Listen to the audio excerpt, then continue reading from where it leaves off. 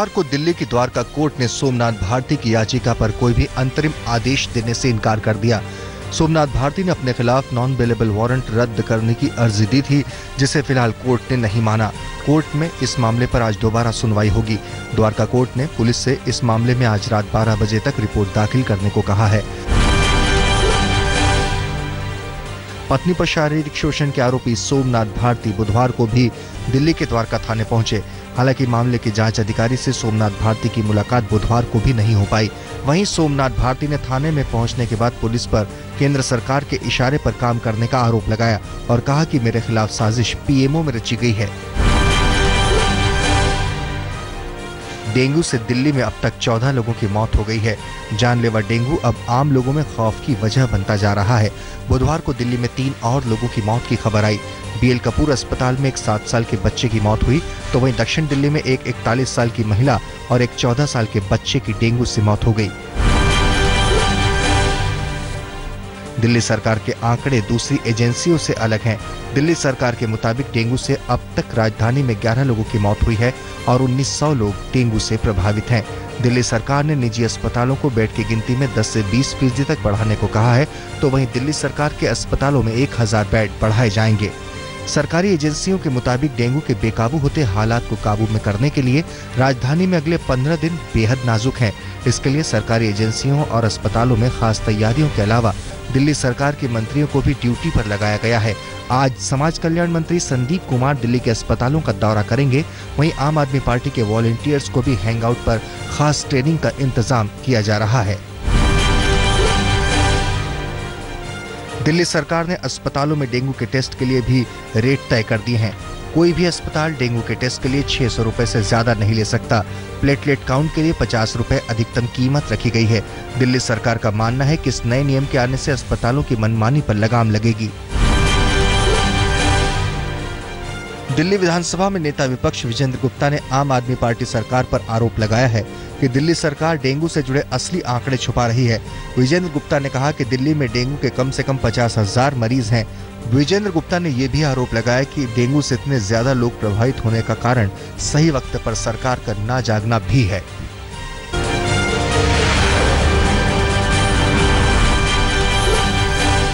आज प्रधानमंत्री नरेंद्र मोदी का जन्मदिन है।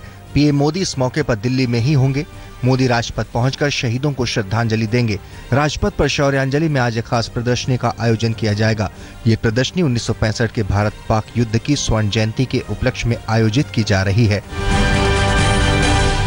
पीएम मोदी के जन्मदिन के उपलक्ष्य में बीजेपी के अलग अलग नेता और अलग अलग संगठन अपने अपने तरीके से कार्यक्रमों का आयोजन करने वाले हैं। सुलभ इंटरनेशनल इस दिन को स्वच्छ भारत दिवस के रूप में मनाएगी, तो युवा मोर्चा पंचक्रांति कार्यक्रम का आयोजित करेगा।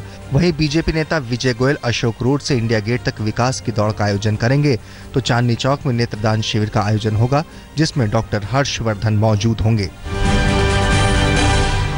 एनडीए के सदस्य लोक जनशक्ति पार्टी के संसदीय बोर्ड की आज 12 जनपद पर बैठक होगी। माना जा रहा है कि लोक जनशक्ति पार्टी का संसदीय बोर्ड 20 सीटों पर उम्मीदवारों के नाम पर आखिरी फैसला लेगा, जिसका आज ऐलान हो सकता है। बुधवार को भी बीजेपी अध्यक्ष अमित शाह के घर बैठकों का दौर जारी रहा।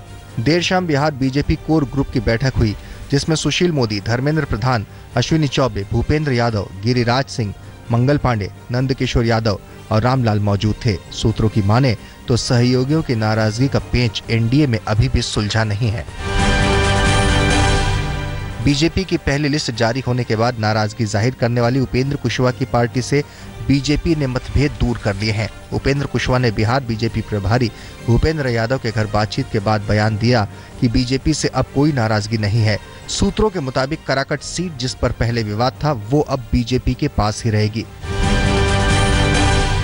बिहार चुनाव से पहले बुधवार को बीजेपी को एक बड़ा झटका लगा। पहले बीजेपी विधायक अमन कुमार और अजय मंडल ने टिकट न मिलने पर पार्टी से नाराज होकर नीतीश कुमार से मुलाकात की, तो वहीं गढ़वा से बीजेपी विधायक सुरेंद्र प्रताप सिन्हा ने भी कहा कि वो नीतीश कुमार से मुलाकात करेंगे और ये भी कहा कि वो जेडीयू के टिकट से चुनाव लड़ सकते हैं।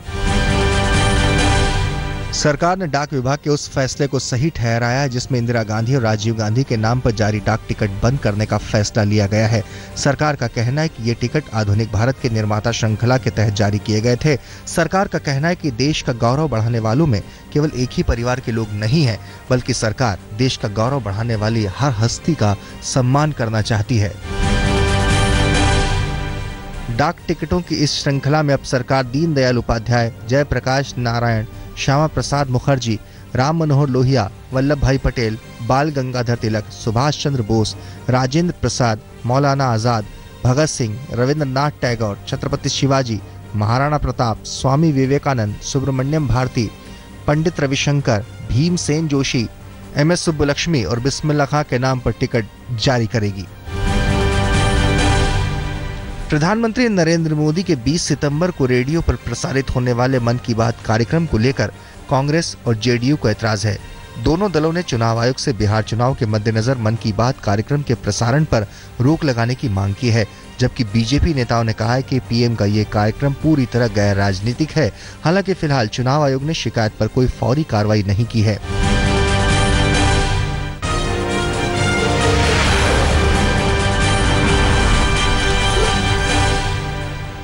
दस दिन तक चलने वाले गणेशोत्सव की आज शुरुआत हो जाएगी।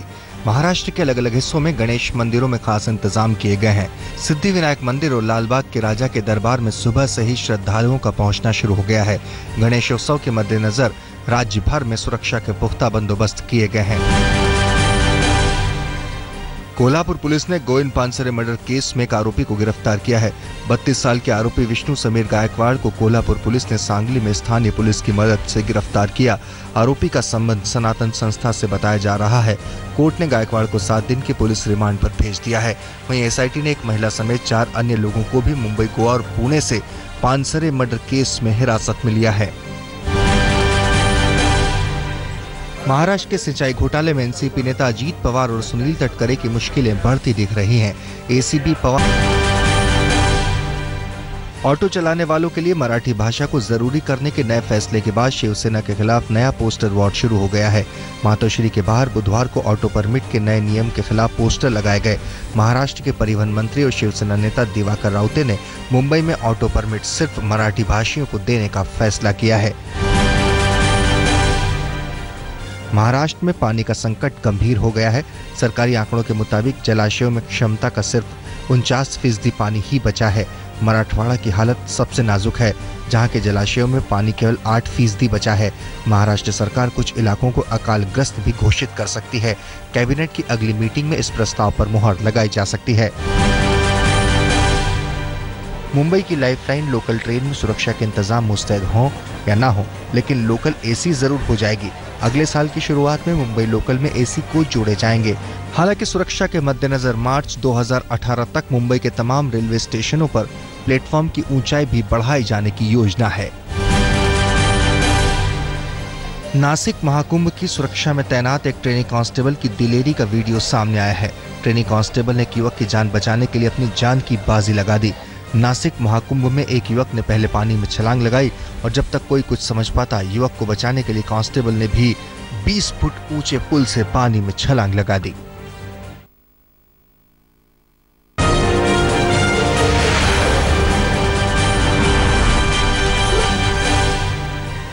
नेपाल की 2 महिलाओं को बंधक बनाकर रखने और उनके साथ बलात्कार करने के आरोपी सऊदी अरब के राजनयिक ने देश छोड़ दिया है।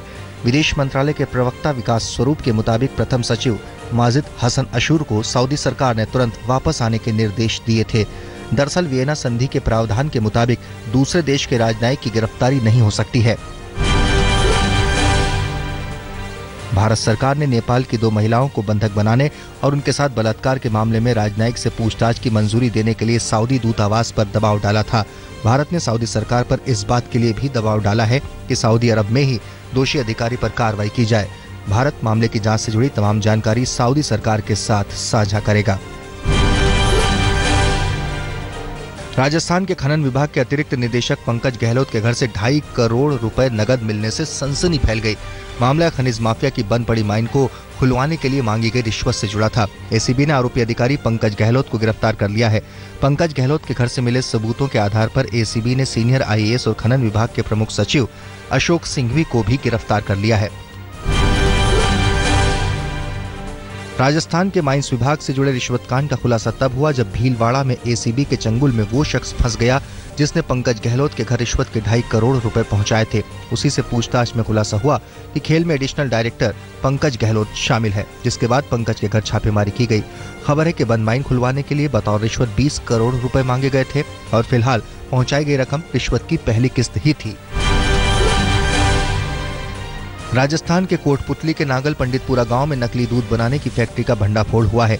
नकली दूध बनाने में इस्तेमाल होने वाले पाउडर, केमिकल, रिफाइंड ऑयल और कई उपकरण भी खाद्य विभाग ने जब्त किए हैं। साथ ही एक आरोपी को भी गिरफ्तार किया है। खाद्य विभाग के मुताबिक बनाया गया नकली दूध कई बड़ी कंपनियों में सप्लाई किया जाता था। खराब पेस्टिसाइड का पंजाब और हरियाणा के किसानों को भारी हर्जाना भुगतना पड़ा है। एक अनुमान के मुताबिक पंजाब में करीब 1750 करोड़ और हरियाणा में करीब 840 करोड़ की कपास की फसल खराब कीटनाशक की वजह से बर्बाद हो गई। करीब 25,000 हेक्टेयर में फैली कपास की फसल इस साल बर्बाद हो गई है, जबकि किसान इस बार बम्पर फसल की उम्मीद कर रहे थे। मेरठ के आबकारी कार्यालय के बाहर हंगामा करने वाली इन महिलाओं की मांग हैरान करने वाली थी। ये महिलाएं एक दिन पहले शराब तस्करी के आरोप में गिरफ्तार एक आरोपी के समर्थन में हंगामा कर रही थी और मांग कर रही थी कि इन्हें अवैध शराब बेचने की इजाजत दी जाए। अधिकारियों ने महिलाओं के खिलाफ बदतमीजी करने और दफ्तर में तोड़फोड़ करने का मामला दर्ज करवा दिया है। बंगाल की खाड़ी में बना कम दबाव का क्षेत्र अब डिप्रेशन में तब्दील होकर दक्षिण उड़ीसा और उत्तरी आंध्र प्रदेश को पार करके मध्य भारत के पास दाखिल हो चुका है। इसके चलते उड़ीसा और आंध्र प्रदेश के तमाम इलाकों में झमाझम बारिश का सिलसिला शुरू हो गया है। इसके चलते अगले 48 घंटे में मध्य भारत के तमाम इलाकों में अच्छी बारिश का अनुमान है। मौसम विभाग ने कई इलाकों के लिए भारी बारिश की चेतावनी जारी कर दी है। उत्तराखंड में सरकारी अधिकारियों की बैठक के दौरान अफसरों की मोबाइल पर कैंडी क्रश खेलने की तस्वीरें सामने आने से खलबली मच गई। यह बैठक पिछले 2 सालों में बारिश से हुए नुकसान का आकलन करने के लिए बुलाई गई थी, लेकिन अफसरों का ध्यान कहां था, ये तस्वीरों में साफ देखा जा सकता है। अफसरों की यह समीक्षा बैठक चंपावत में हो रही थी और कैंडी क्रश खेल रहे ये अफसर DFO अशोक गुप्ता है।